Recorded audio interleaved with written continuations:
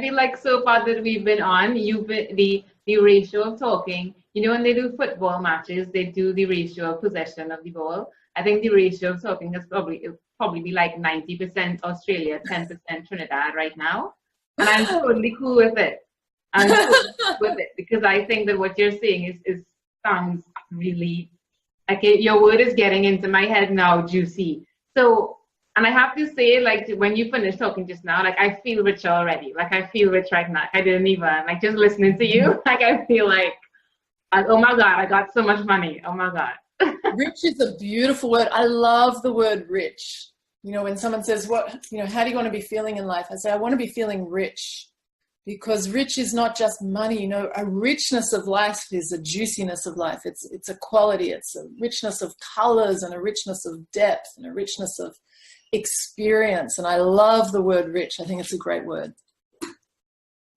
Right. So I have a question, and I want to get your take on it, which is, do you think that it's possible for everybody on the planet to be, in terms of, because the second thing that persons responded to on the poll was the career aspect. Do you think that it's possible for every single person to be doing something with their lives that they feel really strongly connected to? Because recently I was listening to something and they were like, the person was saying, everybody's not going to have jobs. Like, it's probably not going to be the worst job in the world, but it's probably not going to be this big, exciting career, but you get paid and life will be okay. So I'm actually interested to hear your point of view in terms of that career aspect that person said they were interested in the poll. And what are your thoughts on that? Like, do you think that it's possible for actually everybody on the planet to be doing something that they feel really deeply connected to?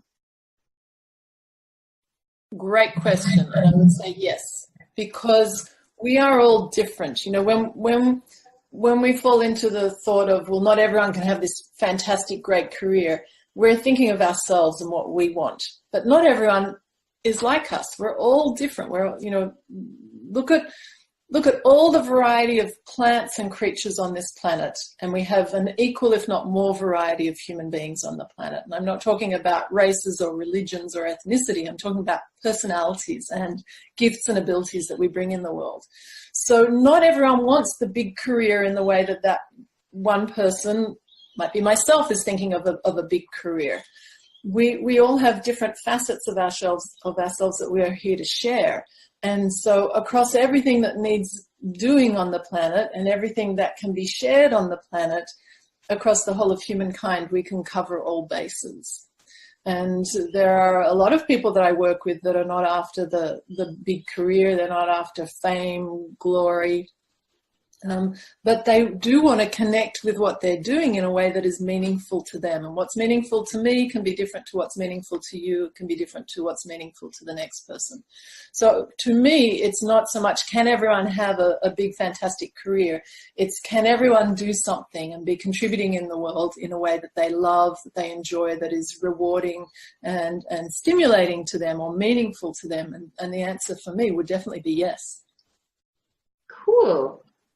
The other thing that I wanted to say about careers is, and I experienced this as well myself, and I know of persons who, like, there's actually not just one category. Like, I know of persons who have ideas of things that they want to do, but they may not be taking that big action step to actually get it going or get it up and running.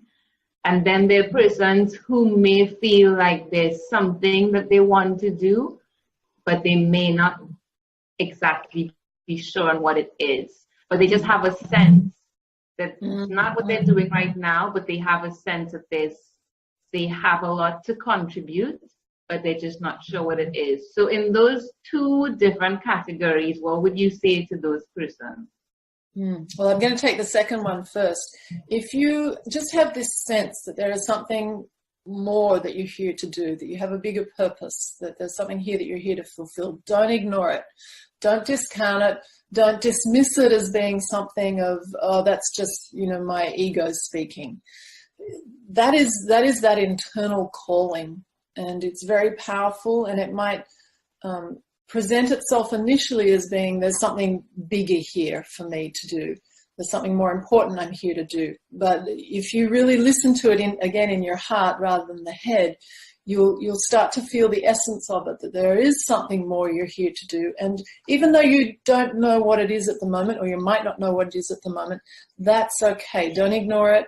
Listen to it, and maybe start journaling. The first point, when we've really identified what that passion is, and we know we want to be doing something with it, but we're not, I would say, really get in touch with what is stopping you.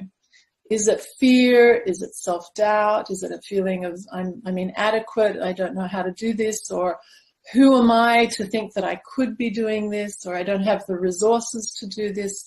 Get in touch with what those blocks are, and then do something about it, either through journaling or having a session with someone like myself to clear those blocks, or having a conversation with some people who might already be in that field and say, how did you get started? There's lots of ways that we can move ourselves forward, but if we just allow those blocks to be there and we don't do anything with it, we're going to remain stuck. And, really our life is our most precious asset. Time is our most precious asset. And we don't want to be sitting in that same spot in 10 years' time saying, oh, I wish I had of, or if only I had of. Yeah, my motto in life is to not live with regrets. So, yeah. Facts. Actually reminds me of this picture of this mug I posted this week that said, stop playing, which I'm planning to sell maybe in the next few weeks to have it on sale. But it's just that whole thing where you said the most valuable asset is time just reminded me of that phrase. And I just feel like that's one of the phrases I use sometimes, like stop playing, stop playing games, right? Time is going. We need more Ashanna t-shirts. It's time. Yeah, stop playing.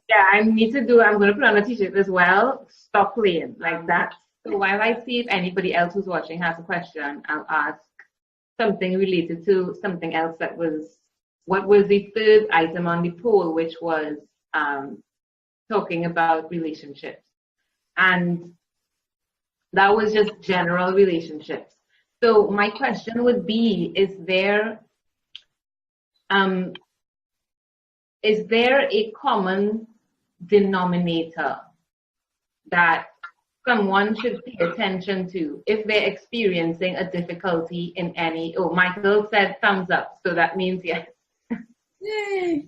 If you're experiencing difficulty, whether it's in a familial relationship or a friendship or a business relationship, is there any common denominator that if you look closely enough in any of those situations, you'll probably find that it's there, that's causing that relationship to not be what you want it to be or what it could be? And of course, I'm making the assumption that the person on the other end is not like a total psychopath or anything.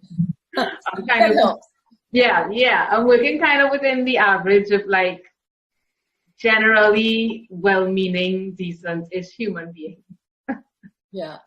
Yeah, well, I'd say, the two biggest factors that create difficulties in relationships, and they're kind of the two sides of the same coin, would be projection, as in projecting our stuff onto the other person, seeing them as we see ourselves, and kind of inflicting that on the other person that they are then become reactive to, and so it comes back to us, usually in multitude. And then the other side of that is, other people projecting onto us and us taking it personally. So both projection and taking things personally, they can be at the center of a lot of our relationship challenges and difficulties. When we take what someone else is saying or doing personally as a personal reflection of us, or as being a comment on us, when usually it's just a projection of what they're going through and their unresolved issues and challenges. And we make it about us. So if we can stay in a place of wholeness, and this is why self-love is so important, because when we're really in a place of loving and appreciating and accepting who we are, we don't need to take on anything that is not ours. We can say, that's okay, that's that other person's stuff, and I accept that other person as they are. I don't need to change them because I'm not being personally damaged or hurt or harmed by whatever is going on.